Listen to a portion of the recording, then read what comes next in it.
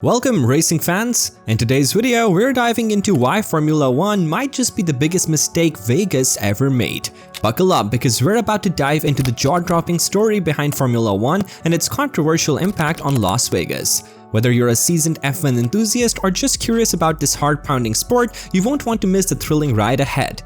Get ready to discover the incredible story behind Formula 1, it's going to be an amazing journey. Let's dive into the video.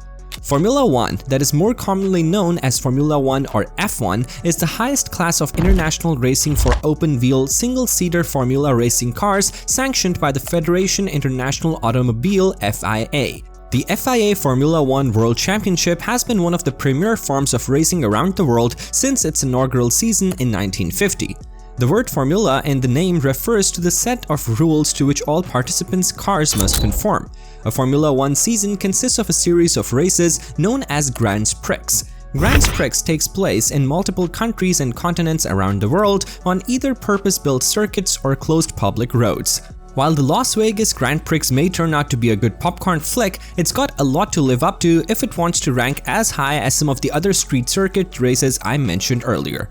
The Las Vegas Grand Prix also begs the question that if this is the third US Grand Prix, then where does it end? New York's always been in the rumor mill for a Grand Prix, and there are plenty of other worthy racetracks spread across the rest of America that would make for excellent venues. Today, I am concluding the facts due to which F1 became the biggest mistake Vegas ever made in a few points. Long time for completion of F1 project. Las Vegas is a city that never stops growing and evolving. It's no surprise that construction is a constant sight in this bustling metropolis. The traffic cone joke may be old, but it still holds. The state flow seems to be forever accompanied by orange cones. With the population of southern Nevada steadily increasing over the years, it's only natural for the demand for infrastructure to rise as well. As locals, we've become accustomed to major events impacting our daily lives. From the temporary closures of the Strip on New Year's Eve to the Electric Daisy Carnival at the Motor Speedway, we've seen it all. However, the construction required for Formula 1 caught everyone off guard.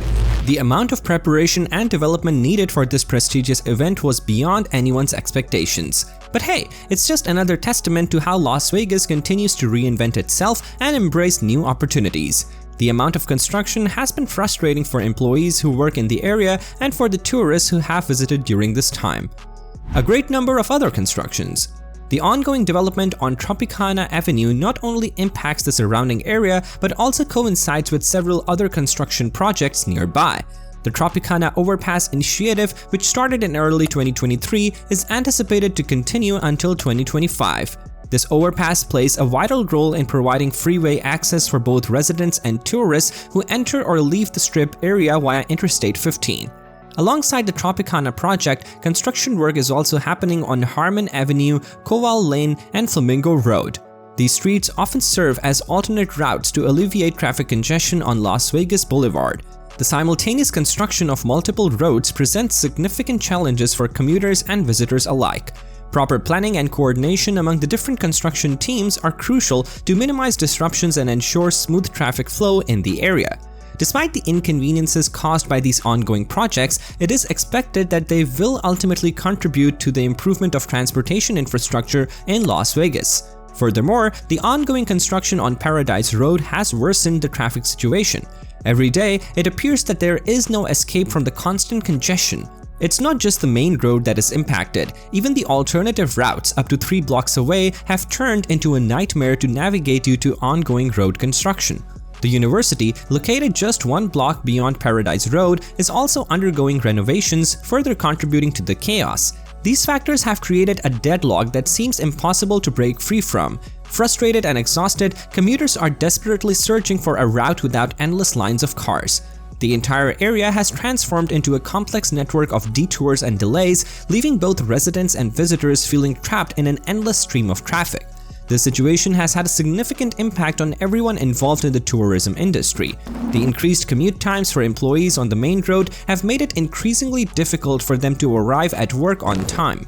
Taxi drivers, who play a vital role in transporting both locals and tourists, have been particularly hard hit by these circumstances. Despite the longer travel durations caused by traffic congestion, they are still being paid the same flat rate for their rides to certain hotels. This not only puts financial strain on taxi drivers, but also affects their overall job satisfaction. However, it's not just the employees and drivers who are facing difficulties. Millions of tourists are also losing out on valuable time during their vacation. With longer commute times, they have less time to explore and enjoy the various attractions and activities that a destination has to offer. This can greatly impact their overall experience and may lead to frustration and disappointment. Cutting down of trees. MGM Resorts International decided to remove all the trees in front of Bellagio to improve sightlines for visitors. This bold move caught the attention of many, including self-proclaimed tree hugger and CNBC anchor Contessa Brewer. During an interview with MGM CEO Bill Hornbuckle, Brewer expressed her concern about the removal of the trees. However, Hornbuckle reassured her and the public that the trees would indeed make a comeback. The decision to remove the trees was not taken lightly, as it was done to enhance the overall guest experience at Bellagio. By improving sightlines, guests will have better views of the iconic Bellagio fountains and other attractions. The temporary absence of trees is part of a larger plan to create a more visually pleasing and captivating environment for visitors. MGM Resorts International remains committed to its sustainability efforts and plans to replant new trees that are better suited for the area's climate and aesthetic appeal. Airport matters. Any local passengers leaving Las Vegas during race week will have the added stress of road closures, and there's a suggestion from raid officials that passengers begin planning their route 4 hours before flight time and arriving at the airport 3 hours before departure. The plastic screens made of the same material as cars and building wraps have been installed on that glass to discourage people from getting those views. Some pedestrians have taken matters into their own hands by ripping the wraps to get the view, vandalism that is likely to become a new F1 cost to taxpayers. Temporary bridges. During the race days, temporary bridges will be utilized to ease traffic congestion and facilitate the smooth flow of vehicles. These bridges will also be accessible to the general public on non-race days, as well as emergency vehicles responding to service calls for those who have been closely following the development of the F1 project. From the very beginning, the issue of construction funding has been a major source of frustration. If you weren't already aware, there have been numerous reports over the past months highlighting the $80 million in construction costs required for Las Vegas to host the Grand Prix. At the start, Formula 1 F1 covered the entire expense of constructing the project. However, as the process unfolded, they approached the Clark County Commission to request $40 million in public funding towards the construction costs. This raises a couple of questions, both for me and possibly for you. Firstly, why would an event of this magnitude and profitability require $40 million in public funding? Formula 1 is owned by Liberty Media Group, which Forbes recognized in 2023 as the most valuable sports empire globally, and for good reason. Remember, they asked for $40 million, which is a significant amount of money for most people. Yet, when compared to their company's worth, it is essentially a small sum.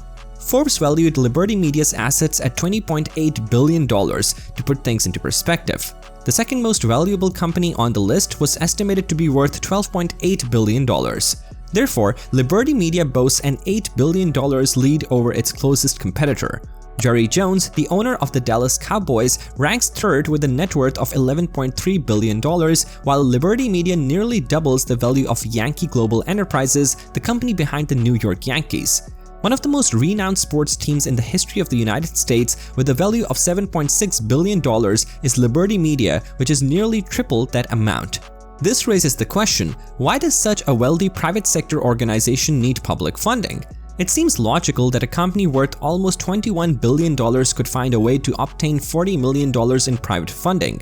Additionally, recent local news interviews have shown that F1 is already receiving public funds. According to Steve Hill, the president and CEO of LVCVA, there is a justified need for some financial assistance during early negotiations, as there is a return on investment. The expenses for police, fire services, and volunteers during major events in Southern Nevada are covered by the Las Vegas Convention and Visitors Authority, LVCVA. The LVCVA is funded exclusively by the room tax paid by visitors to our destination. No revenue is received from any other sources, including residents. However, there is an issue with the statement on the website regarding locals not paying the room tax, as locals do stay in hotels in the Vegas Valley and are subject to the room tax. When people think about hotels in Las Vegas, they often envision the grand resorts that attract millions of vacationers. However, a simple Google search reveals that the list of businesses paying the room tax extends beyond these popular establishments.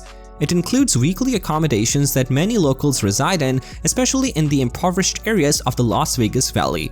Despite a significant number of locals living in these weekly stays, they are still subject to the room tax as indicated by the list. This was also evident during the construction of the Legion Stadium, where only one article mentioned the millions of dollars contributed by locals, particularly those from low-income backgrounds, through the room tax collected from these weekly stays. Therefore, the notion that only tourists bear the burden of the room tax is false, and those who have been spreading this misinformation have been deceived. No appropriate pre-planning for the budget. The third question, why hasn't everything been resolved before, is a great question asked during the same news article in this interview. Why wasn't some of this problem solved before F1 came along? Every big project at hand, no matter how much planning you do, comes with its own set of unique challenges and problems. Accompanying, many things work out better than you simply expected. What's unique about any project in the history of the modern world is ensuring that all the financing is in place before the project begins. So the question of what happens when you go over budget should already be answered in a city like Las Vegas, which has undertaken numerous projects over the decades that cost hundreds of millions to billions of dollars to complete. That's inexcusable in places. Keep in mind that for this event to happen, local and state governments and multi-billion-dollar sports brands would have to agree, and at this point, it looks like an agreement is not in the cards. During this process, a budget backup plan was created. This means the lives of 100,000 hospitality workers have been disrupted for months. The holidays of millions of tourists have been affected, and details of how the project will be financed are still being finalized. I can only think of two ways to do this, neither of which is good. The first is that too many people showed too much incompetence in the process. The second is that there's something else going on that you and I in the public don't know about. The next point has been one of the biggest plot twists with F1 coming to Las Vegas, and it's the recent stories about F1 threatening to block the views of people who will be watching the race along the racetrack from clubs and restaurants. F1 initially wanted these businesses to pay $1,500 per person for the maximum capacity of the entire venue. So, if the business had 1,500 seats available, that means it would cost them over $2 million. They would have to pay to F1 to not have their views blocked for their customers with lights and stands at the venues. I didn't like this because, of course, you would have to increase the price significantly, and that price would be passed on to you as the customer for the event. But just because someone is at the venue, there is no guarantee that you will get a good view. Racing F1 has changed its mind a bit on this. They used to require everyone to pay a $1,500 fee even if they were too far away to see, but now they only charge a flat fee of $50,000 for the entire venue. Now you can. Now, there's an irony to this whole situation. Some people have noticed that the Las Vegas casino and hotel tourist attractions have become notorious in recent years. They charge all kinds of fees right after a transaction closes, and now they are faced with incredibly wealthy and powerful organizations that impose their fees. But I have to say, it's pretty wild to see another private company, a complete outsider to Las Vegas, come in and try to make Nevada's most powerful industry pay more money. I don't get it. They thought they already had a deal. The consensus among locals here in the Las Vegas Valley is that it was a big mistake to hold the event here due to concerns about logistics and transportation. During the race period, concerns that large numbers of employees will cancel their race weekends are certainly justified. There have even been recent reports of local businesses who've had their businesses hurt by all these months of construction for the race. So, with all this negativity around how F1 has entered the Las Vegas market, what can they do to win over the local population for this to be worth it to the casinos? They need to see a record number in terms of value. For this event to be worth it, for locals, hospitality workers need to earn a record level of tips for this event. I'm not just talking about a good day in the form of tips. This has to be the kind of event they retire for 20 years. From now on, they will be able to talk about how much money they make each F1 weekend and feel justified for all the headaches they have caused. One concern is that European countries do not have the same tipping culture as the United States. F1's seeming constant attempts to squeeze more money out of both the public and private sectors has not given it a warm